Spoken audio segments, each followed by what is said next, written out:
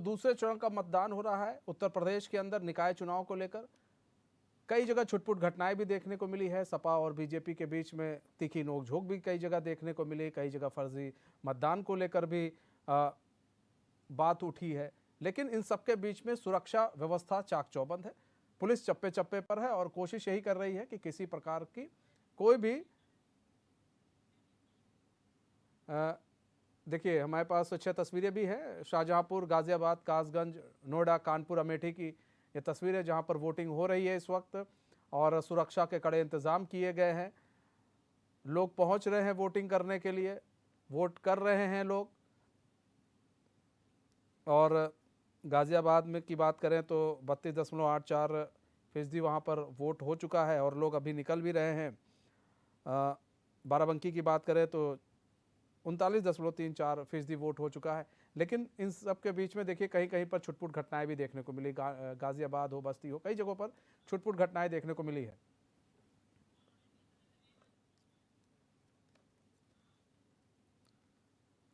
हम लगातार ग्राउंड से हमारे जो संवाददाता है वो रिपोर्टिंग कर रहे हैं, वो बता रहे हैं कि किस तरह की इस वक्त वोटिंग चल रही है, कितनी वोटिंग हो चुकी है। हम पल पल की अपडेट भी एचएनएन आपको पहुंचा रहा है। हमारे साथ जिशान जुड़ चुके हैं, बुलंदशहर से हैं। महेश कौशल जुड़ चुके हैं पीलीभीत से, हमारे संवाददाता।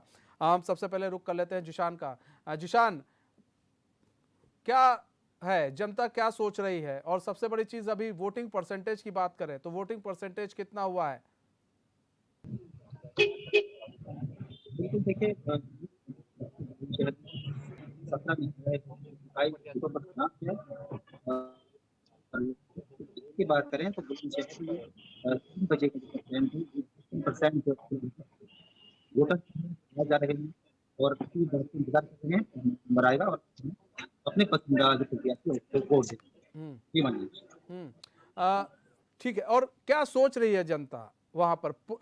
पुलिस प्रशासन की बात करें, पुलिस प्रशासन की क्या व्यवस्था है? पुलिस प्रशासन पूरी तरह से मुस्तैद है।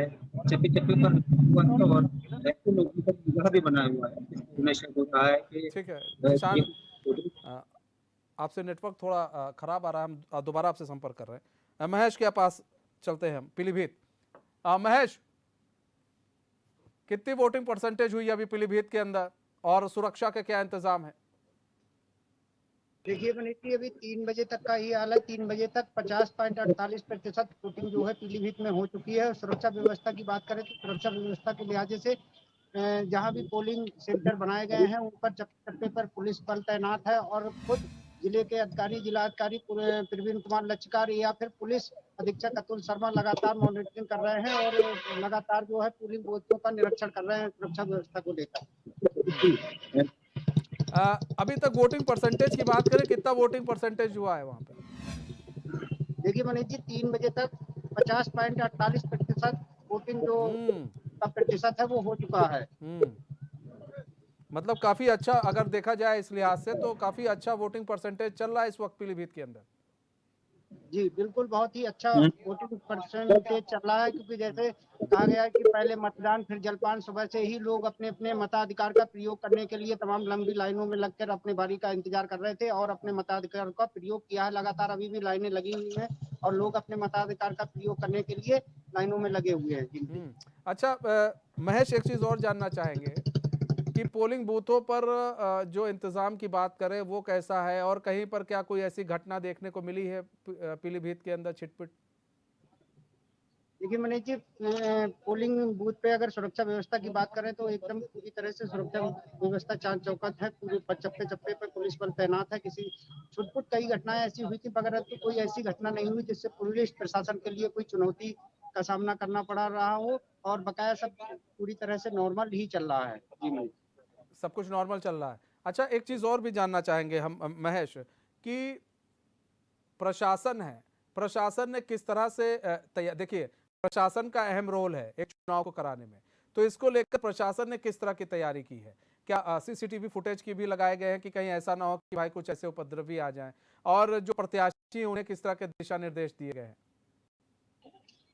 देखिए मनीष जी, प्रशासन ने पूरी तरह से निकाय चुनाव को लेकर पहले ही कमर कस ली थी और इसके लिए चप्पे चप्पे पर पुलिस बल तैनात किया है, पीएससी तैनात की गई है और इसको लेकर के जो प्रत्याशी हैं उनके लिए, या जो फिर एजेंट के लिए कह सकते हैं, एजेंट के लिए बाहर, मतलब जहां पर वोटिंग हो रही है उसके बाहर ही उनके लिए व्यवस्था कर दी गई है। तो कोई प्रत्याशी हो, कोई भी हो, बाहर अंदर जाने के लिए किसी को भी अनुमति नहीं दी गई है, जिससे कि प्रशासन की तरफ से निष्पक्ष जो निकाय चुनाव है उसको संपन्न कराया जा सके। जी अच्छा, ऐसा भी देखा जाता है महेश कि कभी कभार चुनाव के बाद जो है, जैसे चुनाव कोई वोट डालने के बाद जो है कई लोग खाने के पैकेट भी पकड़ा देते हैं, कई लोग किसी तरह की चीजें पकड़ा देते हैं, तो ऐसे तो नहीं नजर आ रहा है ना?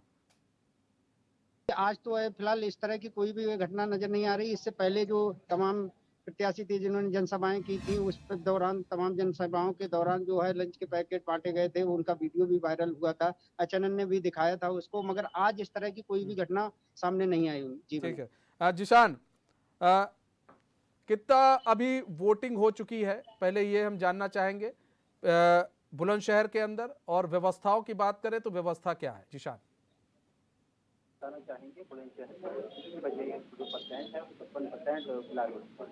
अगर पुलिस प्रशासन की बात करें तो पुलिस प्रशासन पूरी तरह से मुस्तैद है और ऐसे लोगों पर नजर बनाया हुआ है जो शरारती तत्व के लोग हैं, कुछ भी शरारत कर सकते हैं, ऐसे लोगों पर भी पुलिस पूरी तरीके से नजर बनाई हुई है। अगर बुलंदशहर की बात करें तो अब तक 100 से अधिक ऐसे लोगों को, जो फर्जी वोटर्स थे, उनको पुलिस ने अब तक गिरफ्तार कर लिया है। जो डीएम है बुलंदशहर के एसएसपी हैं, उन्होंने जिशान, अभी कितने फर्जी वोटर गिरफ्तार हुए हैं?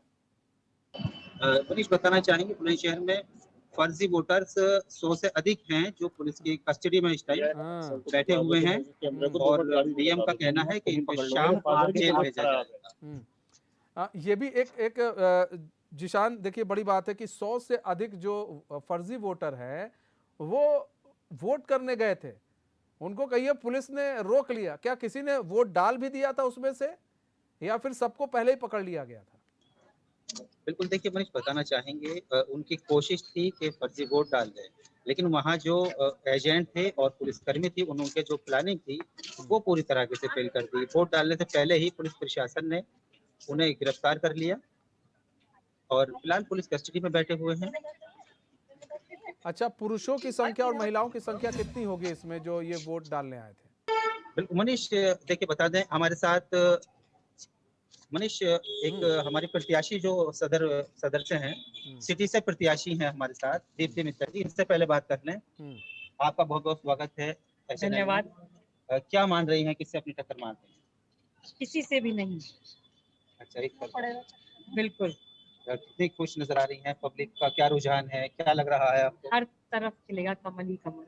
मोदी योगी जी की सरकार है, यहाँ भी आएगी, ट्रिपल इंजन की सरकार बनाएगी। अच्छा मैम, जानना चाहेंगे, आप प्रत्याशी हैं और आपको लहर भी दिख रही है, तो किन मुद्दों को लेकर के आप चुनावी मैदान में? हमारे विकास का मुद्दा है, सौंदर्यीकरण का मुद्दा है, स्वच्छता का मुद्दा है, हरियाली बढ़ानी है अपने शहर में, और स्मार्ट सिटी।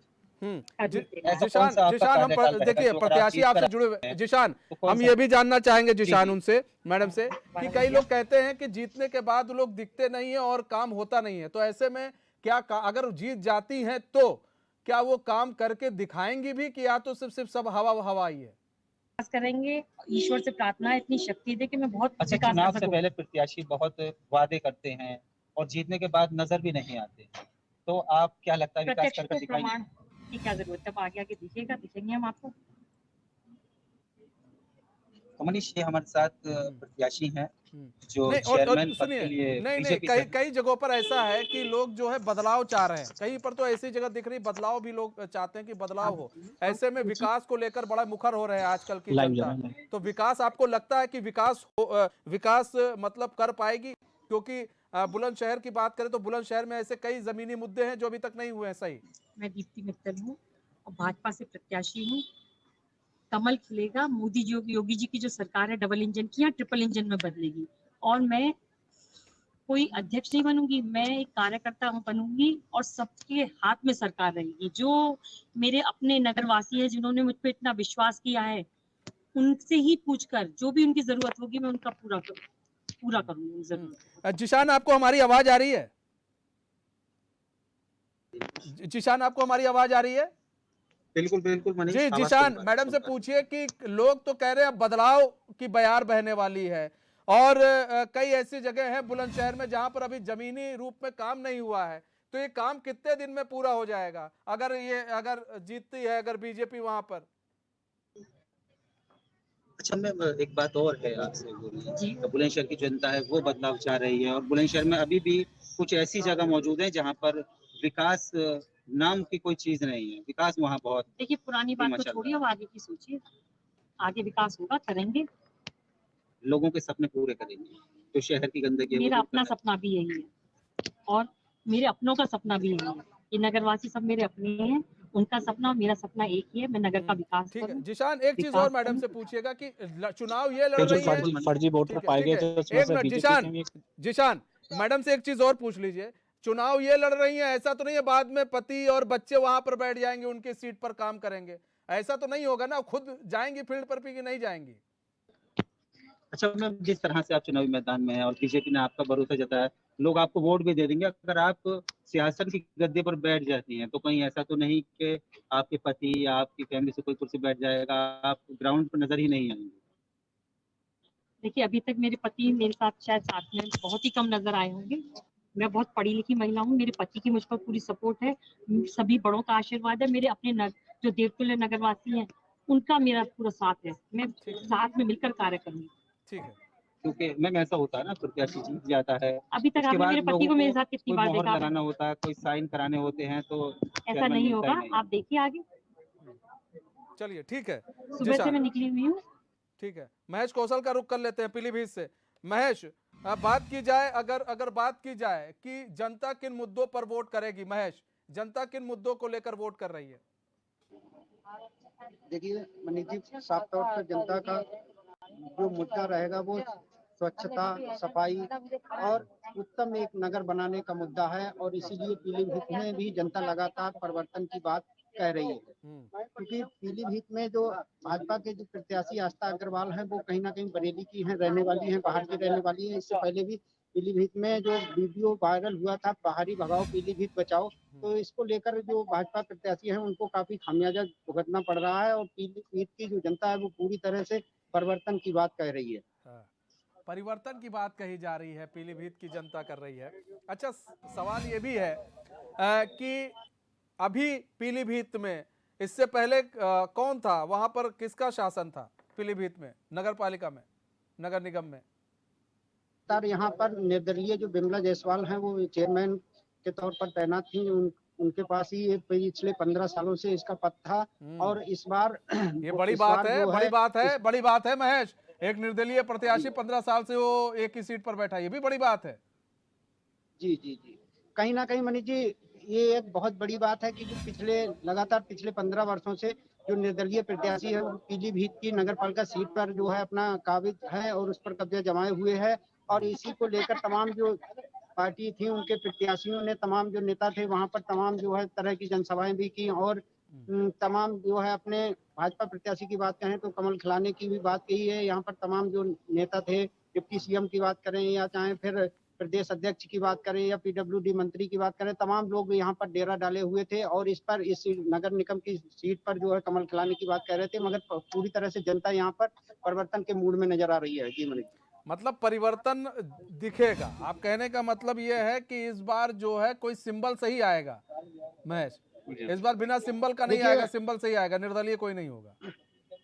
देखिए मनीष जी, सिंबल की बात करें तो कहीं ना कहीं जो गुटबाजी है तो उसको लेकर जो भाजपा से बागी हुए हैं तो वो भी चुनाव मैदान में हैं, और इसको लेकर जो भाजपा प्रत्याशी है उनको कहीं ना कहीं उनको जो है कमजोरी का सामना करना पड़ रहा है। कहीं ना कहीं देखा जाए तो उनको तमाम जो दिक्कतें हैं, अड़चने हैं, उनका सामना करना पड़ रहा है। तो कहीं ना कहीं ये तो देखने वाली बात होगी कि पीलीभीत की जनता किस तरह से परिवर्तन लाने की बात कह रही है, और किसको जो है कि आने वाले जो 13 तारीख होगी जिसमें चुनाव का परिणाम घोषित होगा, तो उस पर उसके किसके सिर पे जो है ताज बांधेगी, ये तो मनीष जी देखने वाली बात है। फिलहाल पीलीभीत की जनता पूरी तरह से परिवर्तन की बात कह रही है। ठीक है जिशान, अभी हम ये जानना चाहेंगे, अभी जो बुलंदशहर था, इससे पहले बुलंदशहर में कौन था वहां पर, नगर पालिका नगर निगम में कौन वहां के मेयर? बिल्कुल, देखिए मनीष, बताना चाहेंगे, पहले बुलंदशहर में भी पहले मनोज गर्ग थे जो कि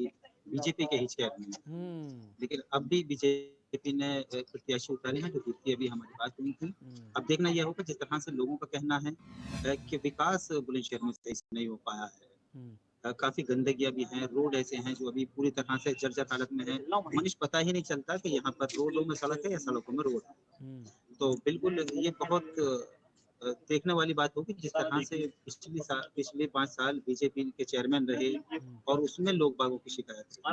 अब की बीजेपी बार के कहा बड़ी नहीं जा सकता नाराजगी। कि अच्छा, कितना अभी विकास होगा। अभी हमारे साथ बीजेपी के प्रत्याशी भी जुड़ी हुई थी।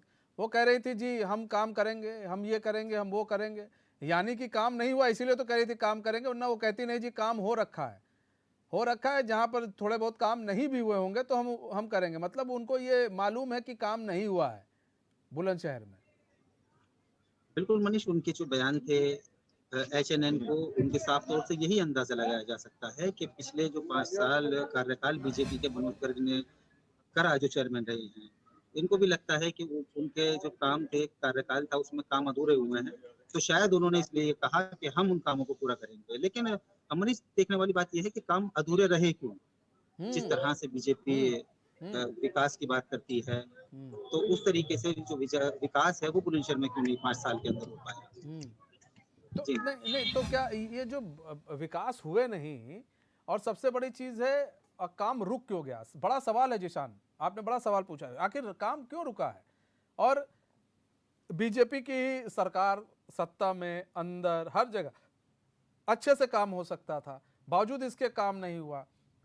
किस बेसिस पर जो बीजेपी के प्रत्याशियों ने वोट मांगा है, सवाल तो ये किस बेसिस पर वोट मांगा है, और जनता किस बेसिस पर वोट करेगी उन्हें? बिल्कुल, देखिए मनीष, बताना चाहेंगे जो बीजेपी है वो विकास की बात करती है, विकास करने की बात करती है, डिजिटल इंडिया बनाने की बात करती है, लेकिन छोटा-सा ज़िला है बुलंदशहर। अब इसमें देखा जा सकता है 5 साल बहुत 5 साल होते हैं, मनोज गर्ग रहे, बीजेपी से चेयरमैन रहे, तो उनको बिल्कुल ग्रीन बना देना चाहिए था बुलंदशहर को। लेकिन बुलंदशहर की हम बात करें तो ऐसी-ऐसी जगह है कि पता ही नहीं चलता कि यहाँ पे विकास की कोई नाम चीज़ है या नहीं है, मनीष। मतलब विकास की गंगा बहाने वाले लोग वहां पर रह चुके हैं, लेकिन बावजूद इसके अभी तक विकास की गंगा नहीं बही है। वहां पर लोग आज भी बड़े परेशान हैं। महेश, आपसे समझना चाहेंगे, निर्दलीय प्रत्याशी वहां पर 15 साल से टिके रहे और उनको जनता ने अपना भरपूर समर्थन दिया, तो क्या उनके द्वारा क्या जो काम किए गए थे उससे जनता संतुष्ट थी?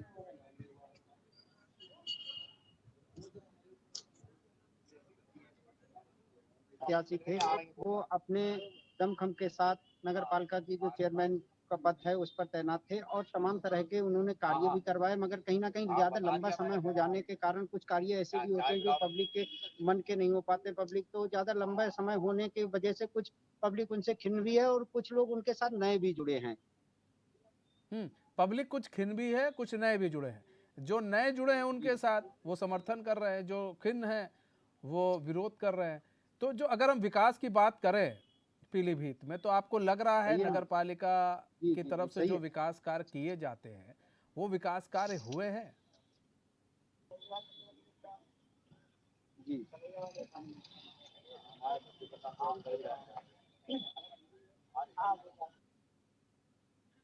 महेश, आपको हमारी आवाज आ रही है? जी जी जी। महेश, विकास कार्य हुए हैं पीलीभीत के अंदर? आप तो ग्राउंड पे रहते हैं, आपको दिखा है विकास कार्य हुआ है कि नहीं हुआ है? ये विकास कार्य देखिए मनीष जी, अगर सीधी सी बात है, अगर विकास कार्य नहीं होता तो लोग जो है, जनता जो है 5 साल के लिए मौका देती, फिर 5 साल के लिए मौका देती, लगातार 15 साल मौका दे रही है, तो कहीं ना कहीं इसका मतलब है विकास कार्य हुआ है। मतलब विकास कार्य हुआ है, लेकिन बस ये है कि एक को देखकर मन भर गया है, अब चाहते हैं दूसरा है, यही? जी जी जी। कहीं ना कहीं इसको ज्यादा लंबा 15 साल का जो समय होता है काफी लंबा समय हो जाता है, इसलिए जो पब्लिक का मन है वो अब इस बार परिवर्तन करने का मन है। तो पब्लिक जो है तमाम तरह की परिवर्तन की बात कर रही है। अब ये तो किस तरह का परिवर्तन करती है ये तो मनीष जी 13 तारीख में जब परिणाम घोषित होंगे तभी इसकी जानकारी पूरी हो पाएगी। अगर रुख की बात करें, अगर अगर पब्लिक को चुनाव करना हो तो फिर उसका परिवर्तन, उसका झुकाव ज्यादातर किस ओर दिख रहा है? देखिए मनीष जी, कहीं ना कहीं देखा जाए तो निर्दलीय प्रत्याशी की तरफ ही पब्लिक का झुकाव ज्यादा हो रहा है, क्योंकि जो सिंबल, जो पार्टी का सिंबल था, वो कहीं ना कहीं देखा जाए बहाली की वजह से, तो उसमें इससे पहले जैसे अभी अपने चैनल में खबर को प्रमुखता से दिखाया गया था कि जो बहाली भगाओ और पीलीभीत बचाओ, कहीं ना कहीं जो भाजपा की प्रत्याशी आस्था अग्रवाल हैं वो बिहार की हैं, बरेली की हैं, तो इसलिए उनका कहीं ना कहीं विरोध भी हो रहा है। तो कहीं ना कहीं जो देखा जाए तो उसको निर्दलीय प्रत्याशियों की तरफ ही ज्यादा झुकाव हो रहा है। जी मैंने मतलब कि कुल मिलाकर ये जो भाजपा में विरोध हुआ टिकट बंटवारे को लेकर, वो यहाँ पर साफ तौर पर दिख रहा है। तो यहाँ पर लड़ाई किसके किसके बीच में है?